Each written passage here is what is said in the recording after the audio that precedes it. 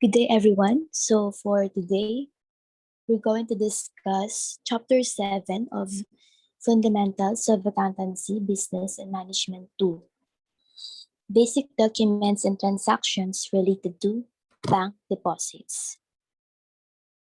Okay, so at the end of this discussion, we should be able to identify the types of bank accounts normally maintained by a business, and then we should be able to differentiate a savings account from a current or checking account, and then prepare bank deposit and withdrawal slips, identify and prepare checks, and then identify and understand the content of bank statement. Okay, so before we proceed to our lesson, you can answer these following questions as a review for chapter 6, which is the book of accounts. So you can test yourself if you have understood and be familiarize yourself from last chapter. Okay, so number 1, means of accumulating in one place all the information about changes in asset, liability, equity, income, and expense accounts. So anong book kaya yun? Designed to record a particular type of transaction efficiently and quickly. Ayun. So anong book din kaya yun, no? Particular type of transaction. And the number 3, process of recording a transaction. And then number 4 is used to record all cash that had been received. Okay, anong book naman din yun? And number 5 is used to record all purchases of inventory on credit. Okay? So, ano kayang book yon? And then number 6 is used to record all transactions involving cash payments. Number 7 is used to record all sales on credit. Number 8 provides a chronological record of all the financial events in the business over time. And the number 9, an entry that requires 3 or more accounts. Okay, and then number 10, normal balance of revenue.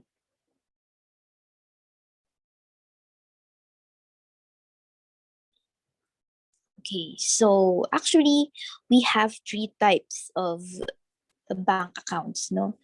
And then first is the saving accounts, current or checking account, and then time deposit. So a bank account represents funds entrusted by a depositor to a bank for safekeeping. So we have 3 basic types of bank accounts. And again, savings, current or checking, and then time deposit.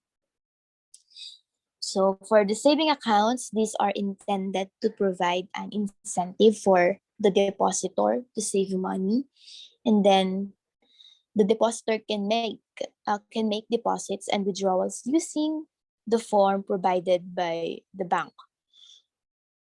Okay, so actually parang ngayon ata pwede na tayong gumamit ng ATM machine or mag-bank to bank. Ayan, using our saving accounts. Banks usually pay an interest rate that is higher than a checking account or a current account.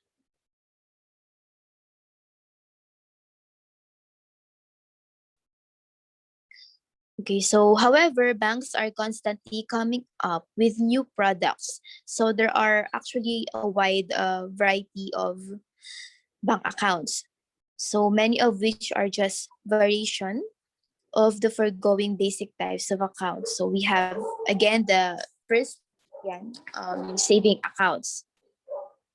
So saving account is a bank account that earns modest interest rate, no? So yun, pag nag-save tayo, nilalagyan din yun ni bank, meron tayong interest income, pero actually maliit lang yun. Pero kung syempre kung malaki yung savings mo, mas malaki yung interest.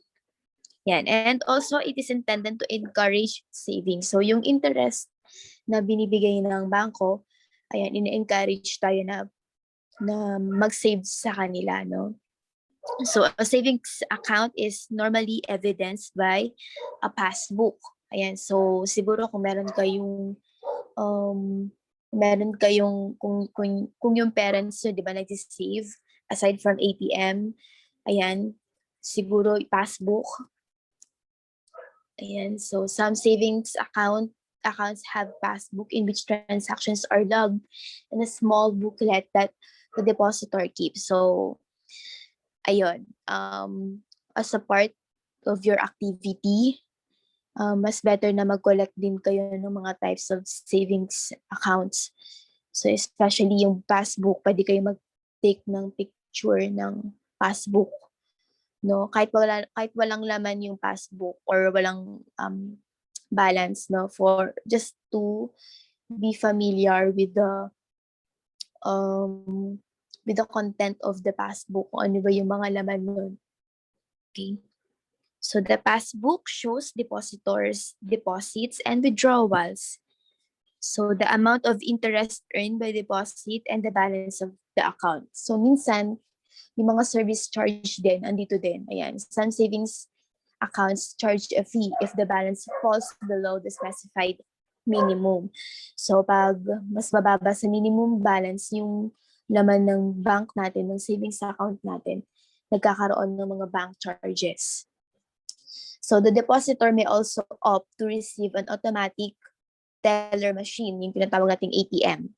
So aside from the passbook, or together with the passbook, pwede naman siyang savings account and at the same time may ATM ka, no?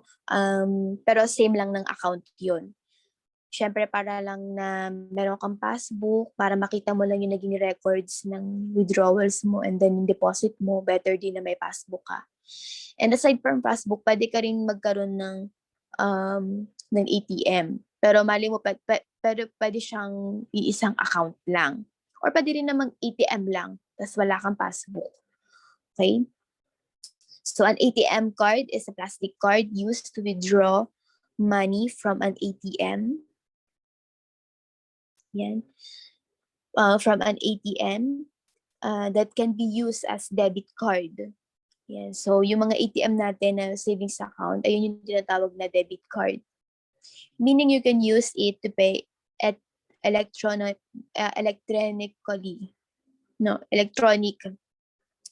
And you can use a debit card to pay for groceries by swiping the card just like credit card. Pero pag ATM kasi kailangan ng password or PIN code.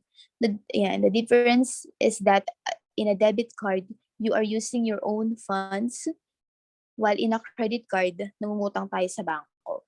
Interest on savings deposit is accrued daily based on end of day balance, but is reflected on the account at the end of every quarter. So yun, actually nag-accumulate yung interest natin day to day. Pero nagre-reflect lang siya sa account natin. Minsan quarter, minsan naman monthly, no? Depende siguro sa bangko.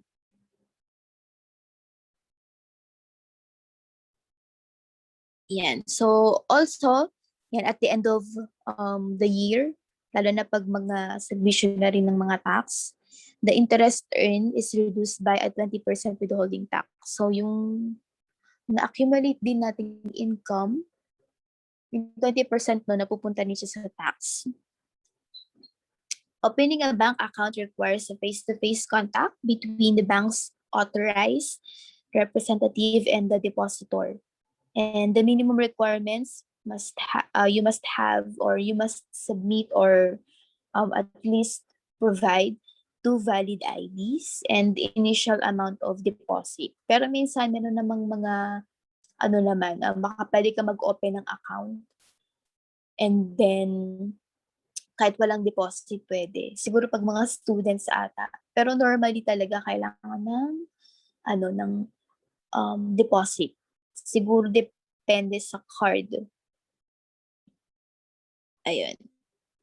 And the additional requirement may be required, no, such as copies of 2x2 or 1x1 photos, billing statement, yan, para lang ma-assure na para ma-assure lang ng banks na tama yung mga information din na nilagay mo. So kailangan ng ano, and existing nga talaga yung ano mo, yung identity mo. Kaya minsan kailangan ng mga additional pang requirements.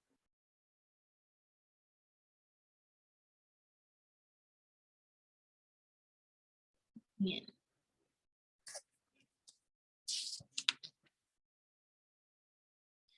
For checking or current accounts, money held under a checking account can be withdrawn through issuance of check.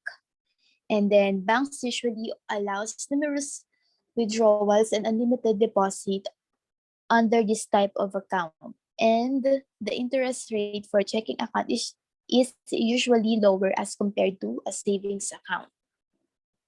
Okay, so current or checking account, bank account wherein the depositor can write checks. Alam niyo yung parang, ayun, yung mga cheque na pwedeng sulatan and then pwede mong i-convert yun sa cash pag nasa bangko ka na. Yan. So a check is an instrument that orders a bank, the drawee, to pay the person named on the check or the bearer thereof, yan, or the payee, a definite amount of the money from the drawer's bank account. Pero dapat yung account na pag-withdrawhan natin dapat may laman. Or else magbabounce yun, yan, bouncing check, and then pwede kang patawan ng penalty or charges. So a current or checking account can be either of the following. Basic checking account, yan, usually do not pay interest. And we can have interest-bearing checking account, pay interest, just like savings account. So meron tayong dalawang type ng checking account. Yung basic and then yung interest-bearing checking account.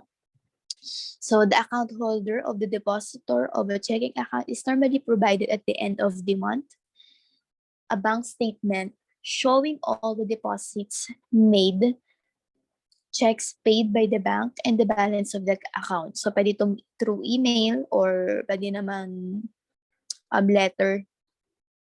The depositor is given easy access to the funds as compared to a savings account.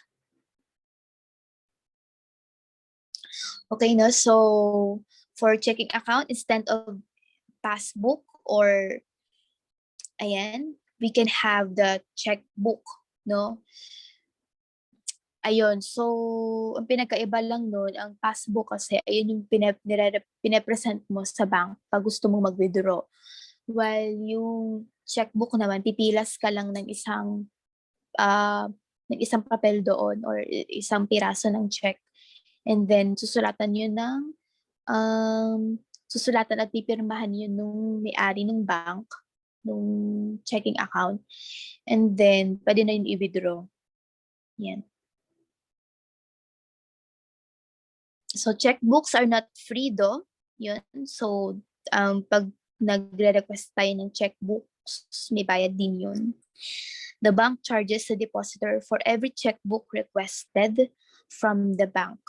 So some checking accounts, however, come with either an ATM or a passbook or both. Yan. So for the time deposit naman, yan, so time deposit or certificate of deposit account, type of savings account that is held for a fixed term that can be withdrawn only after the lapse of the agreed period and by notice to the bank. May be withdrawn also anytime. However, the bank usually charges penalties.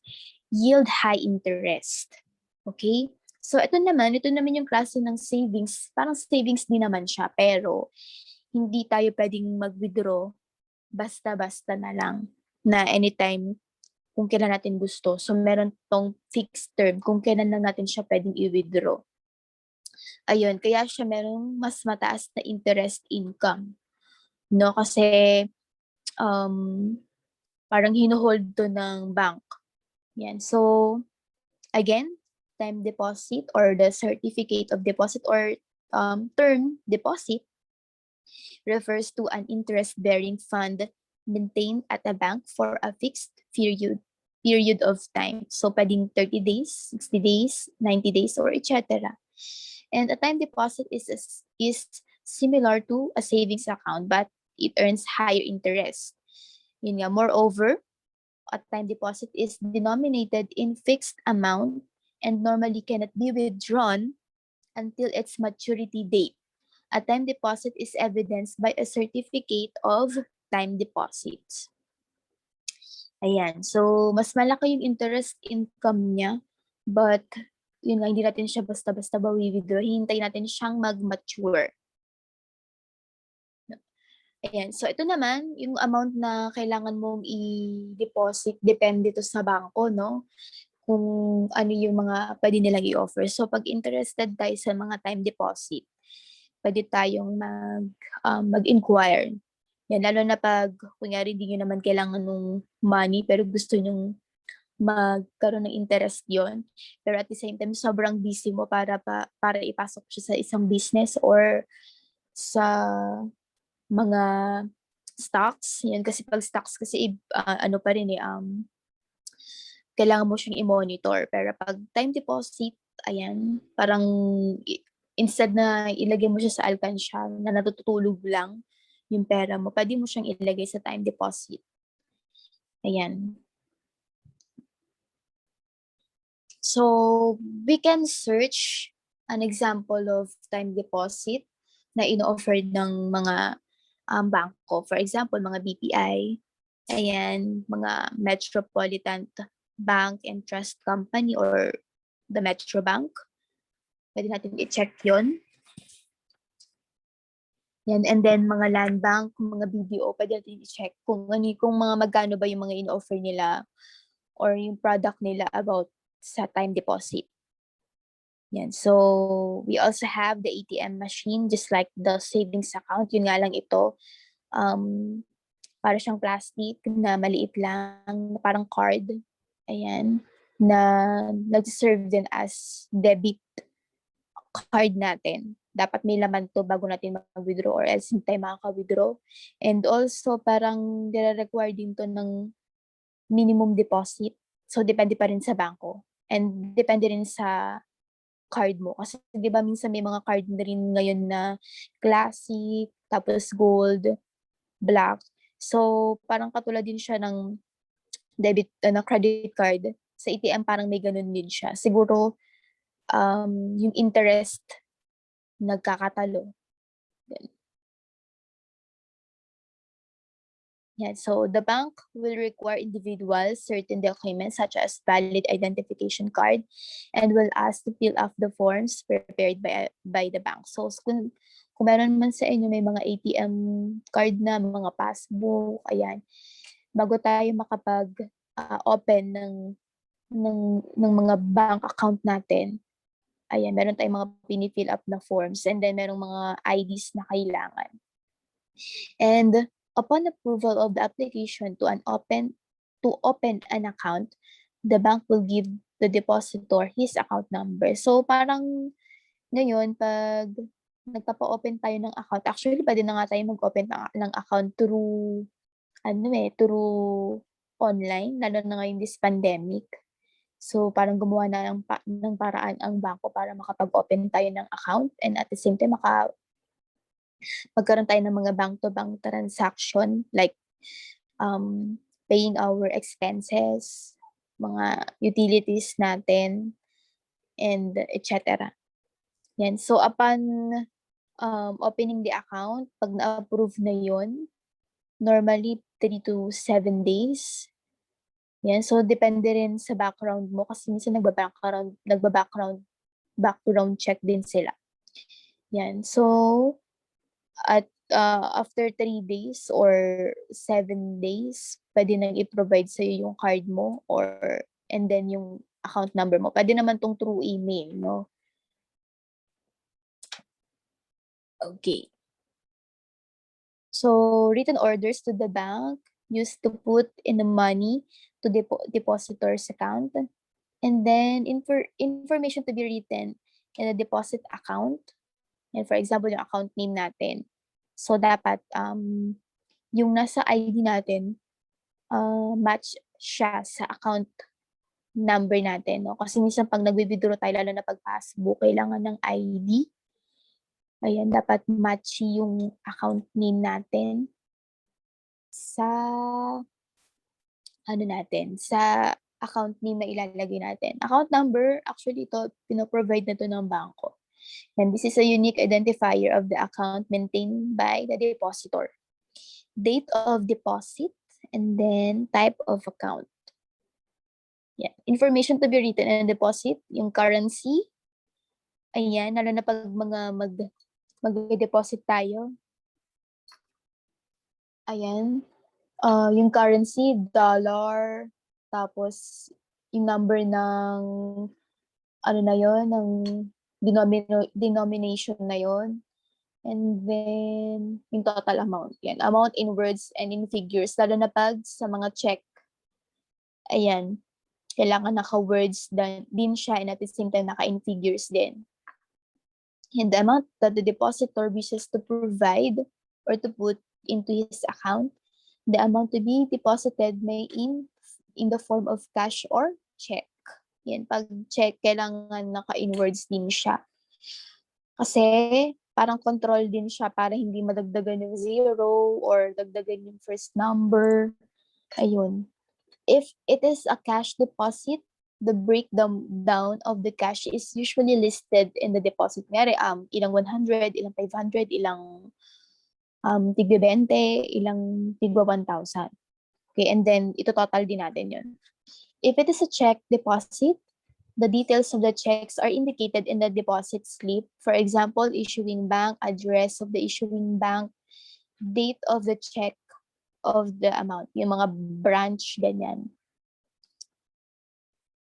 And so here's the sample of bank deposit slip. Yan, for the BDO. Ayan, lalo na, siguro familiar na kayo, lalo na pag inuutusan kayo ng mommy nyo, ng parents nyo na mag-deposit. Ayan, so, ito yung mga pipil upan natin. Yan, for the Metro Bank, ito naman yung example. Ayan, so for withdrawal slip, parang din siyang katulad lang din ng bank deposit. Okay, so yun nga lang, itong withdrawal slip, minsan kailangan din ng ID. Ayan. Yan, signature of the depositor. Ayan, dapat kailangan digit yung yung signature nung pag-withdrawhan ng account. Yan. So this is the most important part of the withdrawal slip. The signature is proof that the depositor is authorizing the bank to get money from his account. Usually, the bank compares the signature in the withdrawal slip against the signature in the bank record submitted during the opening of the account. So there are instances that the depositor cannot attend personally to withdraw the funds. He may authorize a representative by indicating the name of the representative in the space provided, and the representative must sign. There is a need for a representative to bring a valid identification card upon withdrawal. Otherwise, the bank will not approve the withdrawal. Yan. Lalo na pag mga passbook, mas mahigpit sila. Kailangan meron tayong authorization letter, pwede din. And then, pag mga withdrawal slip naman, may pirma, and at the same time, sinusulat kung sino yung mag-withdraw or kung kanino ibibigay yung pera. Yan. And kailangan meron kang identification card. Mas better kung medyo kamag-anak mo. Mas mabilis na na-approve yun. So here's the sample of BDO withdrawal slip.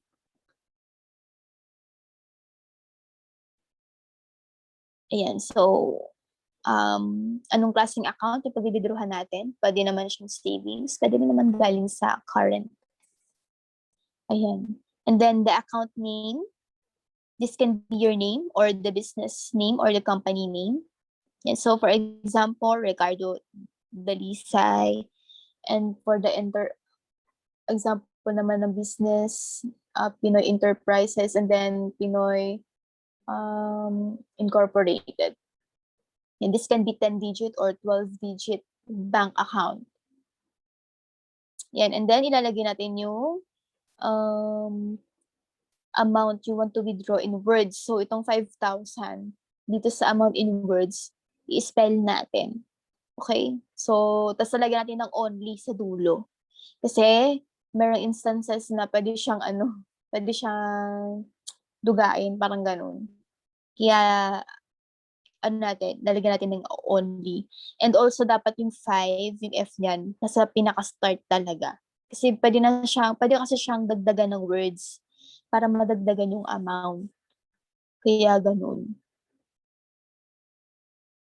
Yan. Also, the signature of the account holder or yung depositor. And if your representative withdraws the money, write also your signature here. Yan. Name of the representative kasi hindi mag-withdraw, and then yung signature. Yan, dito naman, teller yung magsusulat. Yan, same lang din from the other banks. Ganun lang din yung itsura niya. Yan, sa Metro Bank, ayan. Example naman sa Land Bank. Yan, document that orders. Ayan, check. About check naman, document that orders a bank to pay a specific amount of money from a person's account to the person in whose name the check has been issued. Type of bill of exchange or and were developed as a way to make payments without the need to carry large amounts of money. Yan, lalo na pag mga takot tayong magdala ng pera, malaking pera. Yan, lalo na pag sobrang laki nga ng perang kailangan natin i-withdraw, check na lang yung ginagamit or pinababayad. The person writing the check, the drawer, has a transaction banking account where his money is held. The drawer writes the various details, including the monetary amount, date, and the payee on the check, and signs it, ordering his bank, knowing as a drawee to pay that person or company the amount of the money stated. The check number is usually indicated in the upper right portion of the check. The following are the parties involved in a transaction that uses check as a medium of exchange. Drawer, the person or entity who makes the check. Payee, the recipient of the money. Drawee, the bank or the other financial institution where the check can be presented for payment. So here are the samples of check. So kung yung parents na may checkbook, ayan, pwede yung picturean or yan, i-observe nyo. Yan, para maging familiar din kayo. Especially for those who are aspiring bank tellers or yan, mga gusto mag-work sa banks. Cross-check, it is a mark to specify an instruction about the way it is to be redeemed. A common instruction is to specify that it must be deposited directly to an account of the payee. It is usually done by writing 2 parallel lines on the upper left portion of the check. The cross-check cannot be encashed over the counter by the payee. It should be deposited to the payee's account. Yun. Minsan, actually parang hindi natin to nagagawa yung cross-check. Pero yun, minsan ginagawa na lang din to ng teller, lalo na pag yung check na binigay sa atin, gusto lang natin na i-deposit na lang sa other account. Instead of i-encash natin siya. And so again, here's the sample of check. Yan. So stale check, a check which a bank will not accept and exchange for money or payment because it was written more than a certain number of months ago.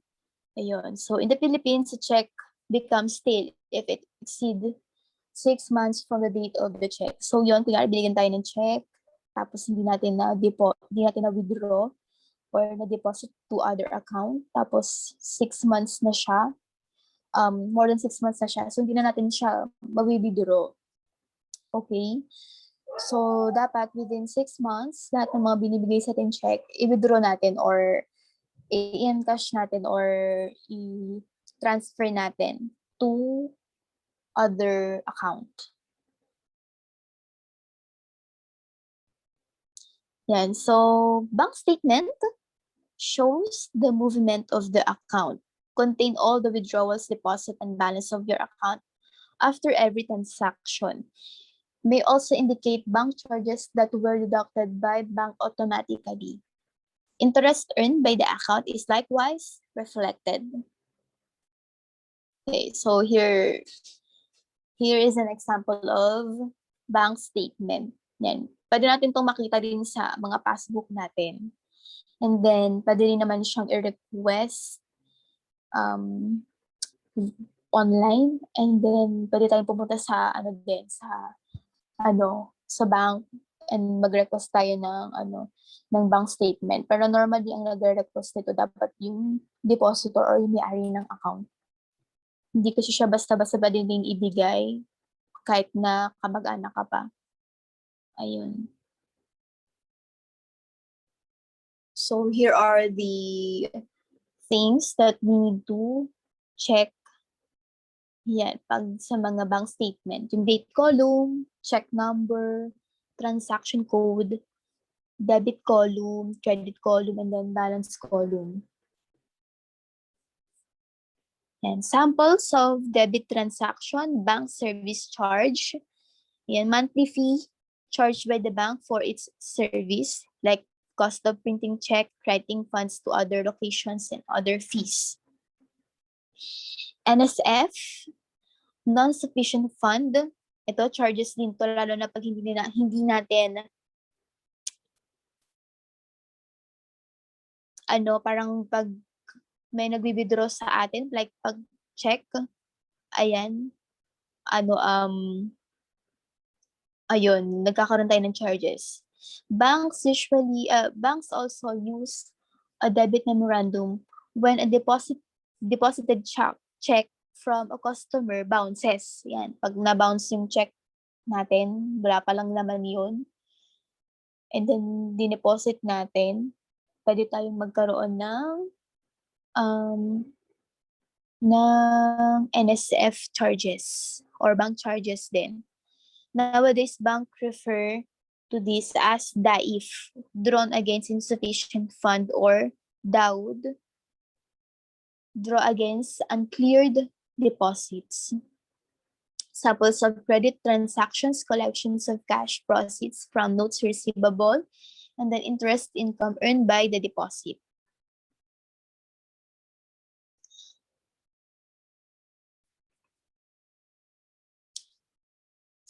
Okay, so for chapter 7, ayan, ano lang naman tayo, puro theoretical. So,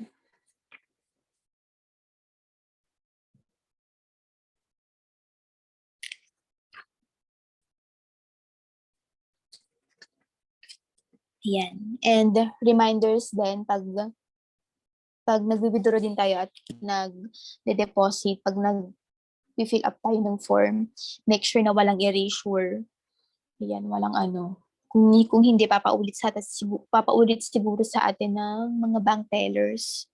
Ayan, or papapirmahin. Pero, normally pag ganun, lalo na pag may mga nag-audit sa kanila, hindi nila tinatanggap.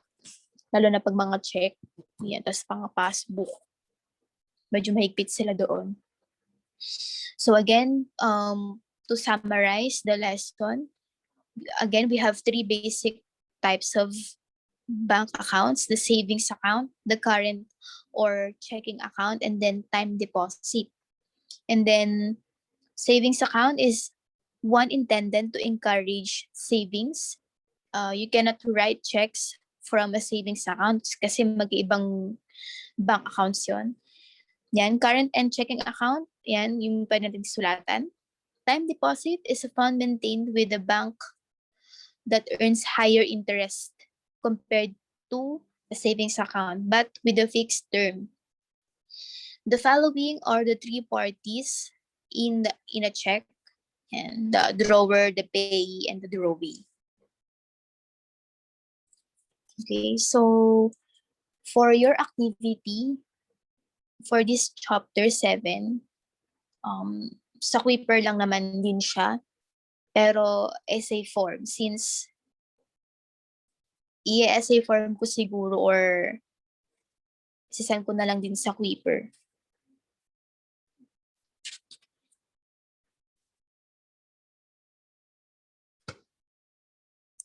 Okay, so thank you. That's all.